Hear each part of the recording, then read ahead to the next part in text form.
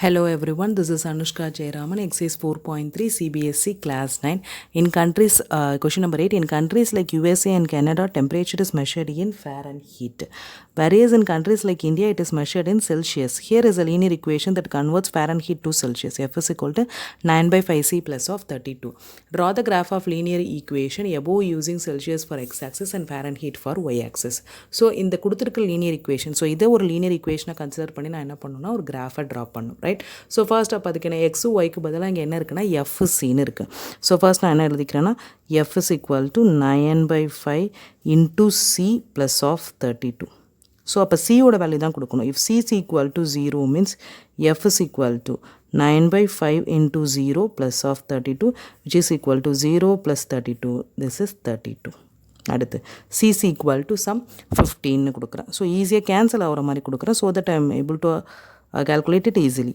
So 15 plus of 32. 1 5 is 5, 3 5s are 15, 9 3s are 27 plus of 32 will gives you the answer.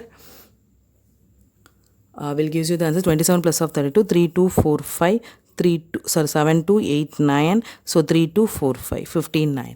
அடுத்து c is equal to ஒரு negative value கொடுக்கலாம். c is equal to -10, அதுவும் cancel ஆகிற மாதிரி but நெகட்டிவில் கொடுத்துக்கிறேன். So 9 by 5 into -10 plus of 32. So 1 5 is 5, 2 5s are 10, 9 2s are 18 which is -18 plus of 32 which is equal to 14. S இதை இப்போ table வேல்யூவில் போட்டோம் அப்படின்னா ஸோ எப்படி எடுத்துக்கலாம் சிஎஃப்னு எடுத்துக்கலாம்.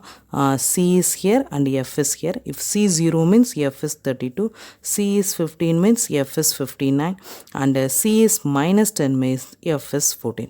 So this is my table. எக்ஸ்ஒய்க்கு பதிலாக சிஎஃப்ன்ற வேல்யூ இருக்குது, அவ்வளோதான். ஜஸ்ட் அந்த வேல்யூஸ் தட் இஸ் அந்த வேரியபிள் மட்டும்தான் மாறி இருக்குது. நம்ம போடுற மெத்தடெல்லாம் அதே தான். எஸ் 15 by 39 அண்ட் -10 by 14 போட்டாச்சு. எஸ் நெக்ஸ்ட் என்ன பண்ணணும், இது அப்படியே நான் கொண்டு போயிட்டு அதில் பிளாட் பண்ணணும். First C 0,32. இங்கேயும் நம்ம ப்ரீவியஸ் சம்மர் தான் என்ன பண்ணியிருக்கேன் அப்படின்னா எக்ஸ் ஆக்சிஸை 10 10 எடுத்திருக்கேன். பிகாஸ் 10 14 59 69 வரதுனால ஒய் ஆக்சிஸையும் 10 10 எடுத்துக்கிட்டேன். So first value C 0,32. 0 is here 0,32. 32 14 இருக்குது. ஸோ அப்போ மைன்யூட்டாக 0,32. ஸோ ஒவ்வொன்றுத்துக்குள்ளே 10 10 லைன்ஸ் இருக்கிறத நம்ம மீன் பண்ணிவிட்டு 31 32ன்னு வச்சுக்கலாம். Next value 15,59. So 15,59 10 is there, 20 is there. அப்போ சென்டர் லைன் தான் 15, 15,59 இஸ் தேர். ஸோ 50க்கும் 60க்கும் ரொம்ப தள்ளி வைக்கணும். ரைட், 15,59 எக்ஸாக்ட்லி நியர் டு 60ன்ற மாதிரி நம்ம மீன் பண்ணிக்கலாம். அடுத்து -10,14. -10 is here, 14 is there. So 10லேருந்து 20க்குள்ளே இன்பிட்வீன் லைன் தான் 15. ஸோ அதுக்கு கீழே நான் ப்ளேஸ் பண்ணுறேன் -10,14. ஸோ இந்த லைனை அப்படியே நம்ம என்ன பண்ணிக்கலாம் அப்படின்னா ஜாயின் பண்ணி விட்டுறலாம். So that we can easily follow up the next questions. So first subdivision just linear graph மட்டும் ட்ரா பண்ண சொல்லியிருக்காங்க. அதை ட்ரா பண்ணிவிட்டு என்ன லைன் எழுதணும் அப்படின்னா f is equal to 9 by 5c plus of 32. இந்த லைனோட ஈக்குவேஷன் என்னவோ அதை அப்படியே அங்கே எழுதிடணும். ரைட், ஸோ ஃபர்ஸ்ட்டு நம்ம என்ன கொடுத்துருந்தாங்கன்னா சிஎஃப்க்கான வேல்யூ தான் கொடுத்துருந்தாங்க. அதை வச்சு நம்ம ஒரு லீனியர் கிராஃப் ட்ரா பண்ணியாச்சு. ரைட், செகண்ட் சப்டிவிஷன் என்ன கொடுத்துருக்காங்க அப்படின்னா ஃப்ரம் த கிராஃப் என்ன கேட்டிருக்காங்க அப்படின்னா if the temperature of is 30 degree Celsius. So second subdivision என்ன கேட்டிருக்காங்கன்னா if the temperature is 30 degree Celsius what is the temperature in Fahrenheit. So temperature வந்து 30 degree Celsius அப்படின்னு கொடுத்துட்டாங்க. எப்படி எழுதலாம் இது அப்படின்னா எஸ் இப்போ என்ன கேட்டிருக்காங்க அப்படின்னா if the temperature is that is the temperature C is equal to 30 degree Celsius அப்படின்னா எஃபோட வேல்யூ என்னன்னு கேட்டிருக்காங்க. அப்போ 30 degree Celsiusனால் நம்ம என்ன பார்க்கணும் அப்படின்னா அது கிட்டத்தட்ட என்னது எக்ஸுன்ற மாதிரி மீனிங் தான். அப்போ எக்ஸ் ஆக்சிஸில் தானே நம்ம டெம்பரேச்சர் போட்டிருக்கோம்.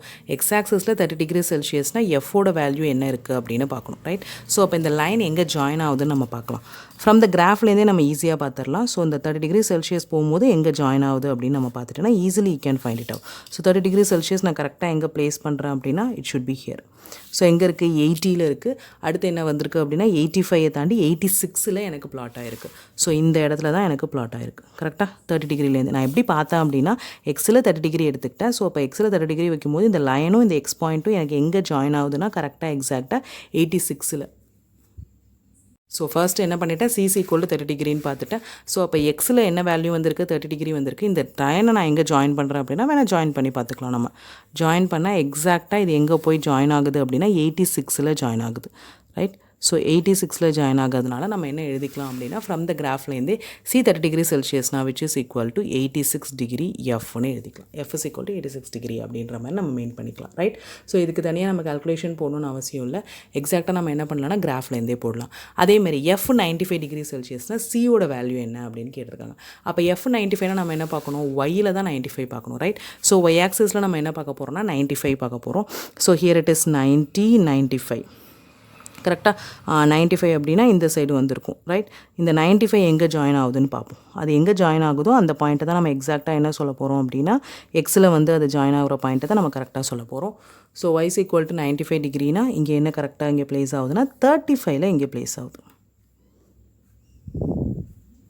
டாட்டர் லைன்ஸில் போட்டுறேன், அப்போ தான் ஈஸியாக புரியும். கரெக்டாக இது எங்கே ப்ளேஸ் ஆகுது அப்படின்னா 35ல் ப்ளேஸ் ஆகுது.